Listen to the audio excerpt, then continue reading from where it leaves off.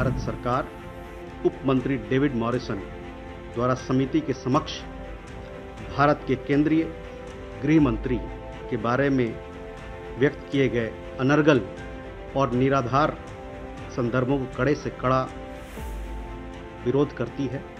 Canada के उच्च अधिकारी भारत को बदनाम करने और अन्य देशों को प्रभावित करने की एक सुविचारित रणनीति के तहत जानबूझकर अंतर्राष्ट्रीय मीडिया को निराधार आक्षेप लीक करते हैं। ये भारत को एक तरीके से फिर से अटैक करने की एक रणनीति है।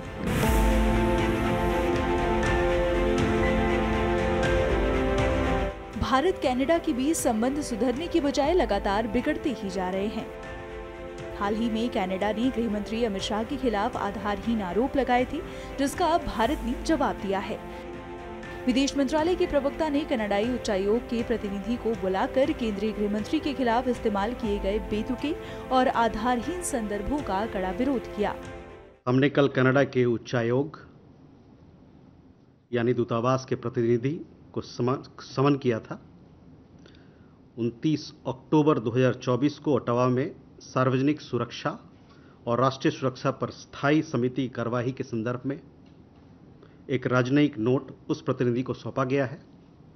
उस नोट में बताया गया कि भारत सरकार उप मंत्री डेविड मॉरिसन द्वारा समिति के समक्ष भारत के केंद्रीय गृह मंत्री के बारे में व्यक्त किए गए अनर्गल और निराधार संदर्भों को कड़े से कड़ा विरोध करती है।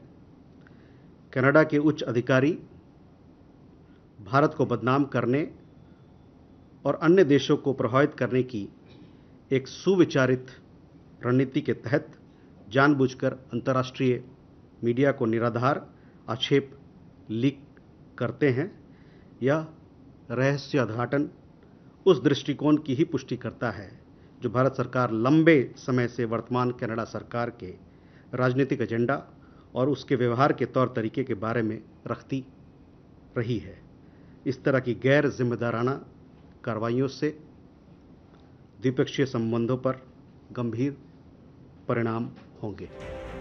इसके अलावा जब उनसे सवाल किया गया कि क्या कनाडा ने भारत को एक अलग कैटेगरी में रखा है, तो इसके जवाब में विदेश मंत्रालय की तरफ से कहा गया कि कनाडा द्वारा भारत पर फिर से अटैक करने की रणनीति है। कनाडा ने भारत को एक अलग किस्म के कैटेगरी में डाला है, उसके बारे में आप हमारी प्रतिक्रिया मांग रहे हैं। ये जो कैटेगराइजेशन उन्होंने किया है, ये अपने साइबर का उन्होंने एक रिपोर्ट जारी किया है, उसके तहत किया है। So I would like to answer this question for Rishabh, for you as well. We see this appears to be another example of a Canadian strategy to attack India. ये भारत को एक तरीके से फिर से अटैक करने की एक रणनीति है। As I mentioned earlier, their senior officials have openly confessed that they are seeking to manipulate global opinion against India.